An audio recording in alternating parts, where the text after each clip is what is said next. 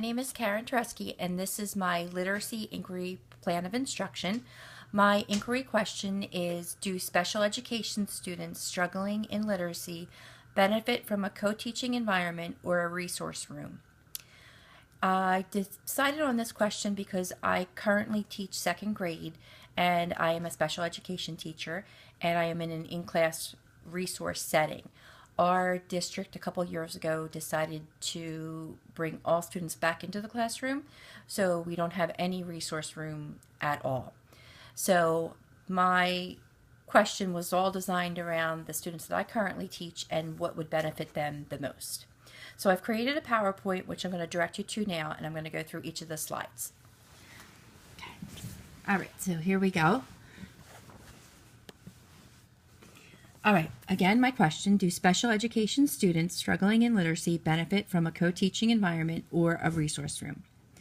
From there, I found a research article which basically identified the same things that I am going through in my classroom, the challenges of working with students in a resource room versus working with students in an inclusion classroom. Unfortunately, the results of the article were inconclusive. It kind of went back and forth from one to the other. So from there, I decided that I would put my own plan of instruction together to try to determine more inclusively what would be best for my students. All right, the context of my inquiry is grade 2 students. They are going to be receiving guided reading instruction in a small group setting. There are 3 special education students with a DRA level of I, and the method of instruction will be the same from week 1 to week 2. Week 1, the students will receive guided reading instruction in the classroom setting with 2 co-teachers. Week 2, the guided reading instruction will be in the pull-out resource room with a special education teacher only. The purpose of my inquiry is to determine which teaching environment, resource room, or inclusion classroom will positively affect student behavior, small group participation, and assignment completion. The goal is to determine which setting is more engaging for the students and which one they can work best in. The objectives are to observe student behavior, observe active student participation in the small group, and observe accurate task completion in the time given from each student. The description of instruction, it's going to be small group settings in the inclusion classroom as well as the resource classroom. The teacher will select a text based on the student's instructional levels. To begin the lesson, we will activate prior knowledge by asking questions. We're going to preview difficult vocabulary words by discussing the meaning and creating a visual by having the students write the word and draw pictures on their slates with markers. Together, we're going to share the reading of the text. Students are going to jot down post-it note questions as they read, and it would basically be questions that ask why were they thinking this, or how did this happen. From there, the teacher will do an oral assessment with just basic comprehension questions to see if the students were able to determine the meaning of the text. Written follow-up activities will follow, which are going to extend the comprehension and motivate students. The timeline. Week 1, small group instruction is in the inclusion classroom 3 days a week. Week 2 is going to be small group instruction in a resource room 3 days a week.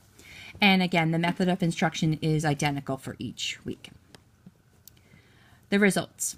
The inclusion classroom, the behavior of my students was typical for second graders, just what you would expect to see. Participation was average to below average. We have, of my 3 students, one is usually below average. It's kind of distracted. The other 2 are usually kind of on par for second grade.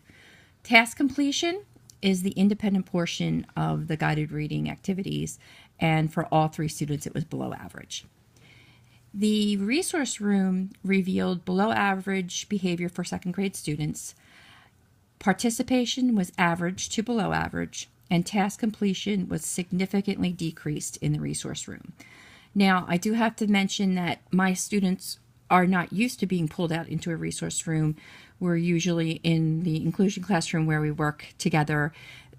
They know the classroom rules, they know what behavior is expected.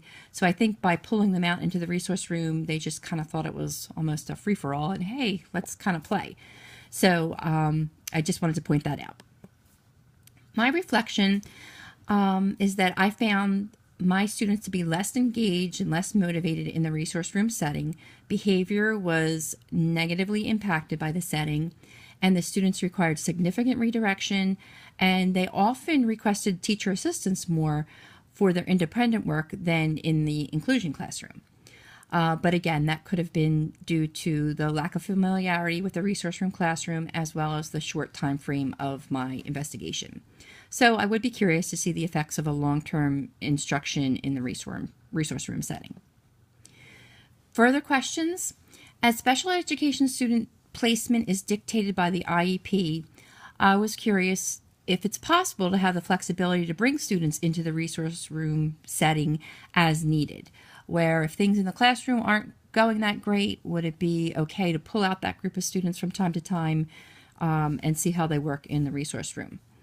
And also, I'm curious to the assessment data that's available for students that work in a resource room versus those special education students that are in the inclusion classroom setting. So that pretty much covers my inquiry question, and I am still left up in the air with my question. As I said, our district now strictly uses inclusion classrooms, and I don't have a whole lot of experience with resource room. So I think I'm going to play things by ear and see how things go. And IEP time is coming up, and this is something that can be brought to the attention of some of our child study team members, and we may be making some changes for some of our students in the future. Thank you for listening.